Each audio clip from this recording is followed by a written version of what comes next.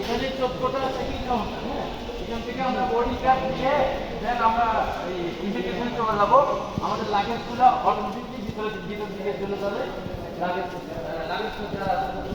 নিয়ে boarding card থেকে আমরা সবাই কাজ করে চলে যাবো।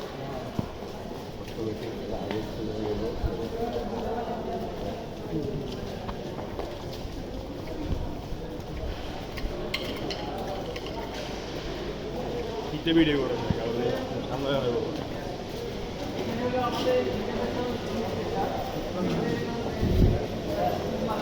যখন আমরা দোকানে চলে যাবো, দোকানে হলো আমাদের লাউঞ্জ, হ্যাঁ, ওয়েটিং মানে ওয়েটিং পরীক্ষা চেকিং হয়ে পাসপোর্টের ডিপার্চার হয়ে আমরা স্কেয়ার আছে, লিফট আছে, ওখানে স্কেয়ার আছে, আমরা এই দিক দিয়ে উপরে যাবো। উপরে ওই লাউঞ্জে অফিস করবো, যখন রিটার্ন দেবে তখন আমরা বোর্ডিং হয়ে